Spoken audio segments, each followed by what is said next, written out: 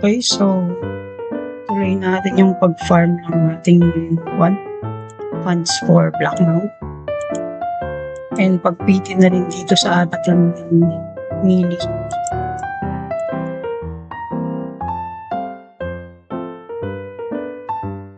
Tignan natin kung magkano yung ipon natin ngayon. So far, meron tayong 5.8 M.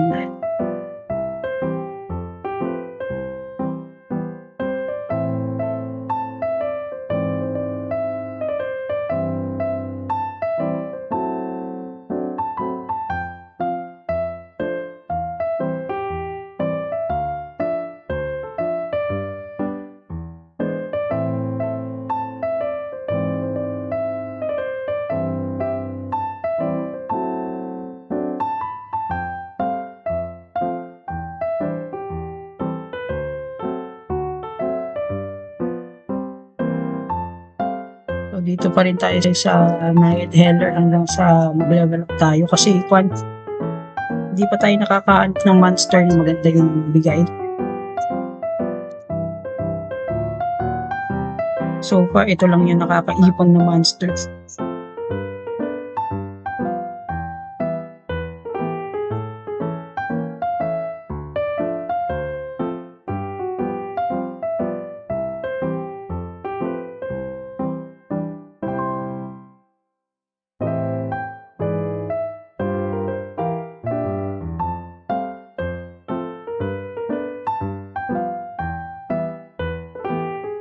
So yun nga pala, no?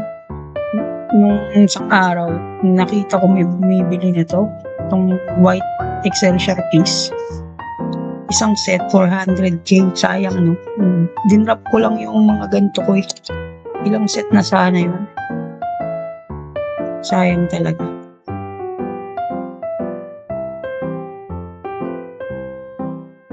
Pero yun, nakapupulot nga ako nito. Pambenta rin yan. Saka isa nito. So, bali meron na akong dalawang extra pambenta.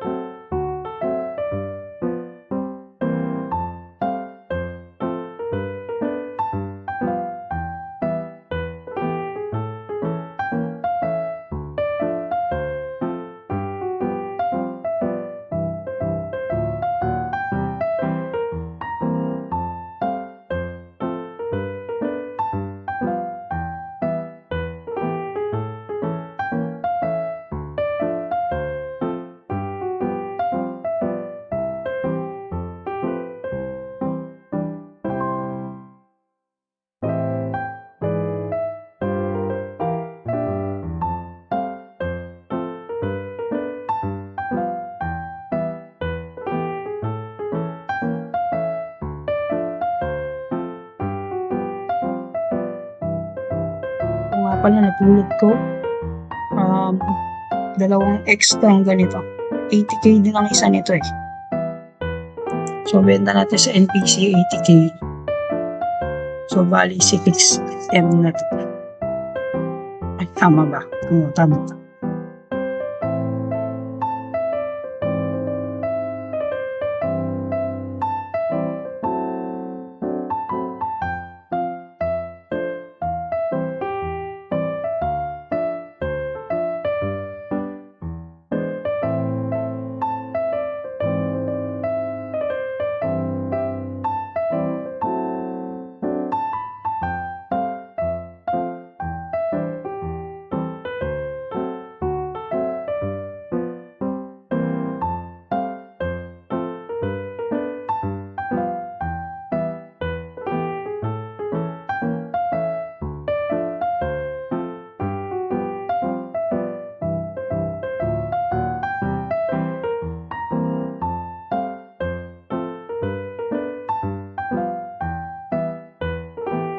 So, bali, limited nga lang pala yung natin.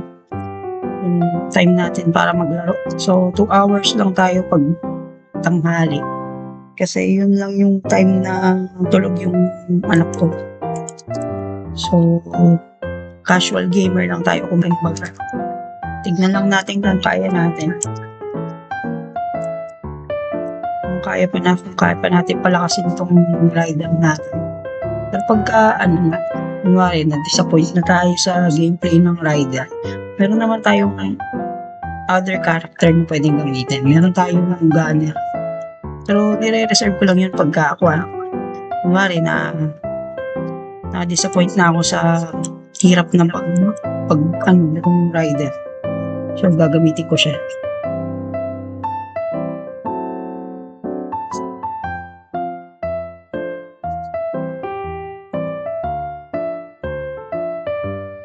Pero hanggat maaari, gusto ko talaga sana itong rider. Pero base kasi sa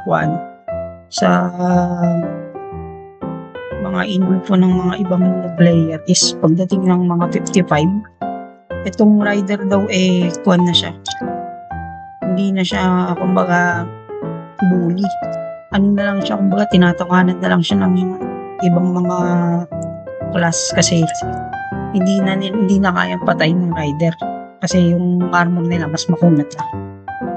Hindi kasi ito nagsiskill na katulad ng ibang normal na class kasi diba yung upgrade ng MAU fix lang.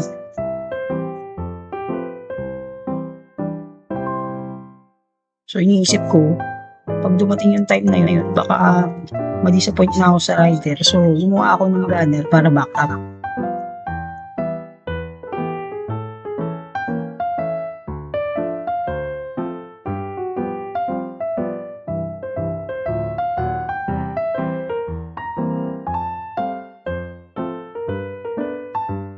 Nga ako dun sa ginawang gunner. Kasi nung pag 30 niya, tinira ko ng compound siege yung level, yung same level monster na binabanatan pag PK. Ata yun, 32. Na one hit ng compound siege. Bumili kasi ako dun ng rocket launcher na intense.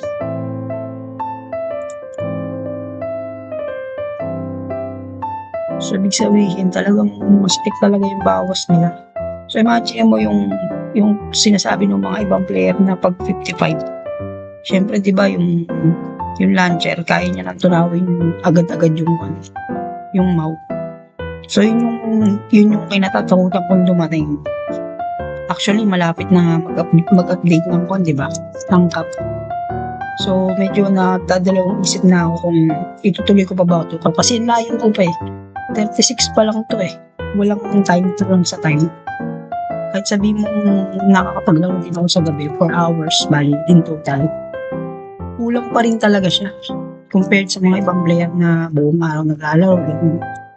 So, pag casual gamer ka talaga, mahirap talaga dito sa hardware.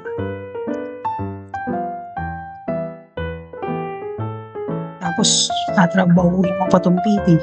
Ito rin nagpapalevel yan Pwede mo na i-rush yung pagpapalevel mo. Kaso, pag hindi mo piniti itong mga to, mahina ka. Kailangan mo siya ipiti para kunwari, bumaba ka ng MAU. Hindi ka basta-basta mapapatay. May black rate kayo. Tapos imagine, naka-mini armor ka. So, yung defense mo mataas. Hindi katulad ng mga iba na nirush nila yung pagpapalevel nila. May mga rider, di ba? Nirush nila yung pagpapalevel nila. Mataas nga yung fan nila, MAU nila. Pero, pagka sila bumaba, sure ball patay sila. Di man lang sila tatagal. Hindi ko lang sure kung tama yung fan ko pero base kasi sa mga nakikita ko, ganun yung mga ibang mga rider. Walang fan ba? Wala nga ka-armor na pang melee. Minsan nakikita ko yung armor nila, yung 27 pa. May mga gumagawa din kasi as in walang investment sa character nila. Ito kasi sa akin ginagawa ko, piniti ko na agad yung ano niya, yung mga PT niya para hindi ako mahirapan kapag nagpapa-level ako. 'Di ba, hindi na ako humihingi ng tulong sa ano, kumbaga hindi ako nagpapa-boost para mapuno itong PT. So, yan, from 1 to 36, walang yan party, hindi ako nag-party. Sobrang bagal pero feeling ko sulit naman kasi tingnan nyo, namamax ko yung mga stats. Always, every level, always cap yung PT na to. Kaka-level ko lang kasi kaya, ayan, meron akong hinahabol pa na PT. Apat yung dagdag niyan kada level eh.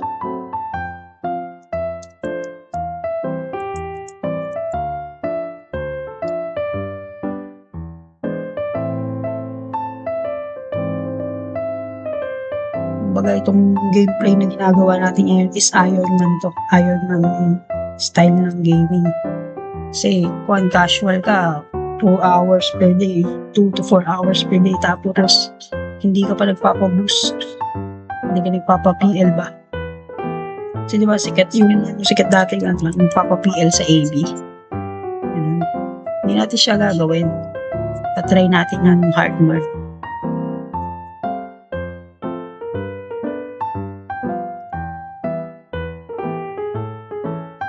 Itong skill, di ko na siya ginagamit at masyado kasi ang idea ko dito is pwede ko siyang gamitin pag kunwari kung ano tong PT ng mini, pwede kong gamitin tong skill na to, dumadagdag pa rin naman.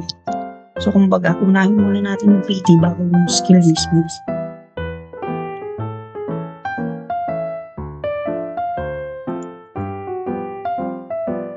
Pero pag dito sa range, hahabulin ko yan kasi ito 47 pa lang.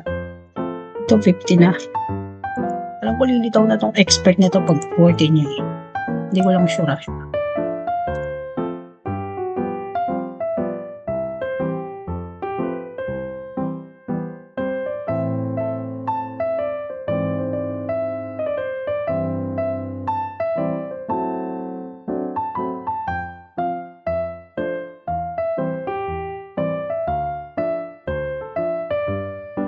So yun nga pala yung nilis natin nung nakaraan, walang nabenta. So parang mahirap na magbenta ngayon.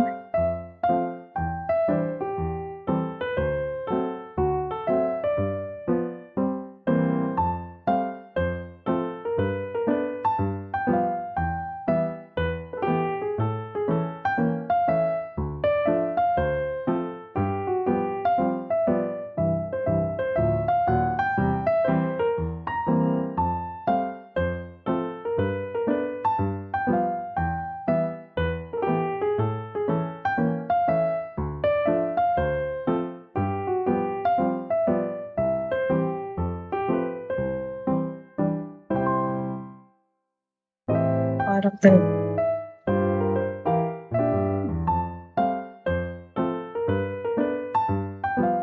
Uy, wala na pala tayong position. Pero feeling ko mapapatay ko pa yan. Okay, tama. So, balik na muna tayo sa settlement. Ako, baka tirahin na kami itong mga ito.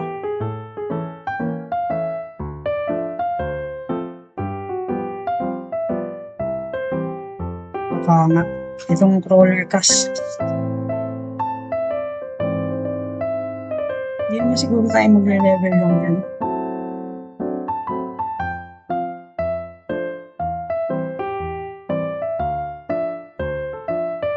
Hindi niya tayo naabot.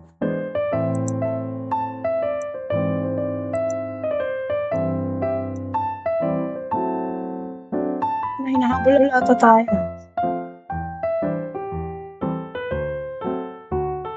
Okay.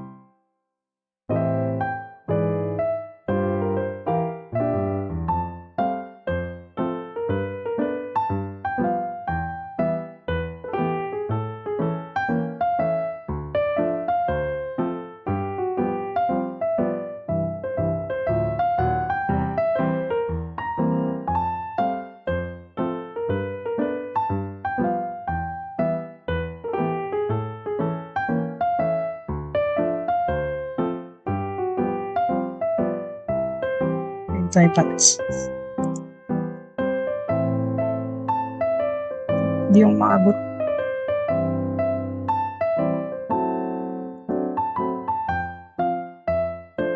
Yun.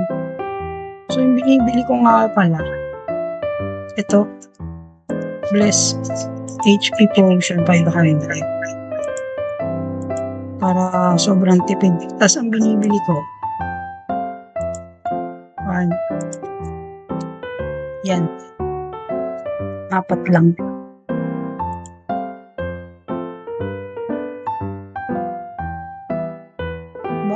Bakit 4 lang? Para sa up to 100k gano'n. Parang natatrack ko din kung magkano yung kinikita ko. Kung kumikita ba. Kung profitable ba yung pinagpa-farman ko, gano'n. Kapag naubos yung stock na yun, pare, 4 stocks na ubos. Tapos, hindi ko nabawi sa, sa booties. Yan, ibig sabihin, hindi profitable yung pinagpa-farman ko. Kahit let's say, 100k gano'n, goods na yun para sa akin kasi, ang hirap pag solo ka talaga. Sabi nga, kailangan daw pag mau ka, kailangan may ka. May guilt ka talaga. Pero gusto ko kasi matry yung solo lang. Actually, hindi ko pa nga alam kung paano talaga mag-mau. Kaka-start ko pa lang mag-rider. Actually, nagra-rider ako dati pero hindi ko sila mapa-level past 40. So, nahihirapan talaga ako sa rider. Dati nagte-10 hours pa ako sa computer shop. Tapos ngayon, 2 to 4 hours na lang. So, kumbaga kulang talaga sa time pero tatry natin kung kaya casual.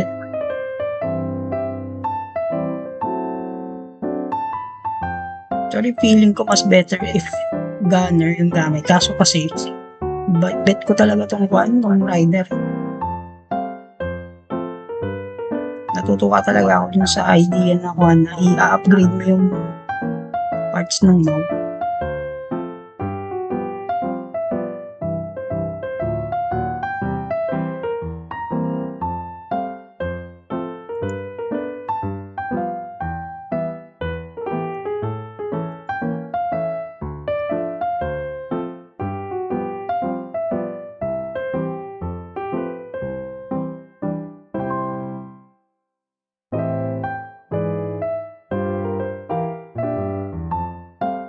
Kita nyo, malapit na yung shield. Mag-level up. Ilang hampas na lang. 2 na lang siguro ito. Ay, hindi. Hindi pala. Pero malapit na yun.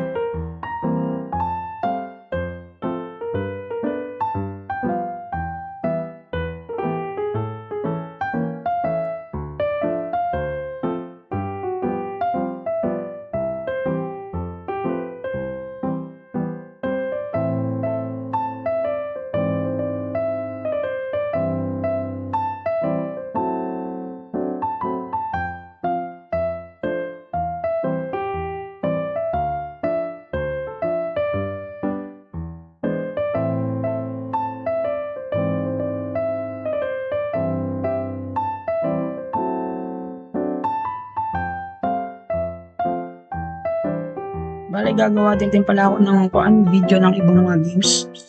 Kung sakaling gusto nyo panoorin nyo lang.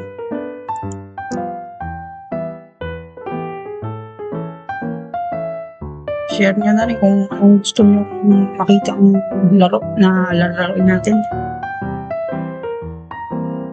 Basta itatry ko i-check yung mga games na bagong labas.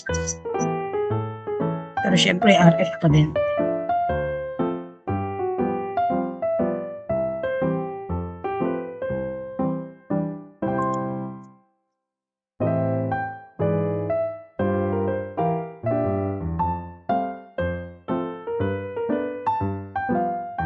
Ayun. So, isang block na lang, level up na yan.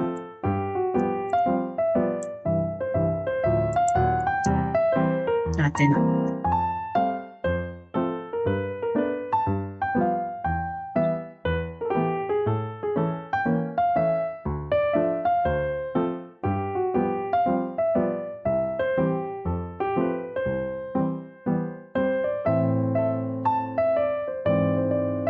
So, parang tama nga yung theory ko 'no, na ito isang bar ng XP bago kunwari 'yan, isang bar dapat mapupuno bago makumpleto itong isang buong millipede.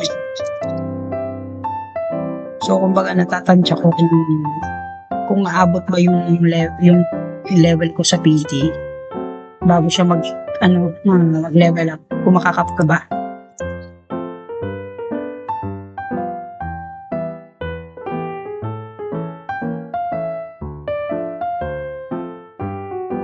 Di pa nag-level up, isang tira pa, isang block pa.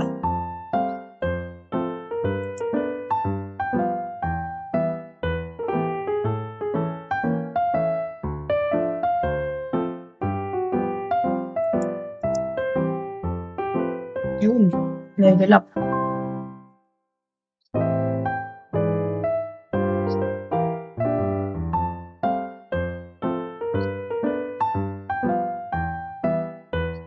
Medyo malag tayo, hindi ko alam kung paano to susolusyonan. Aralin ko pa muna. Na hindi pwede to kasi pagka ganito lag. Tapos nag-CW na tayo, baka sumapag tayo. Hindi ko alam actually dito kung paano yun.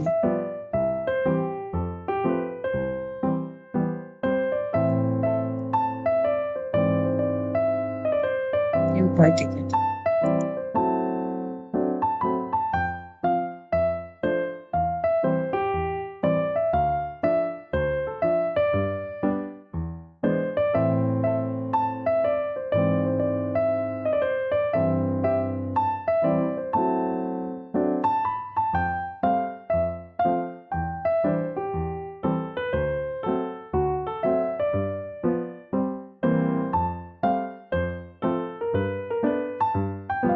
Okay, so sobrang lag. I-end ko na muna yung video.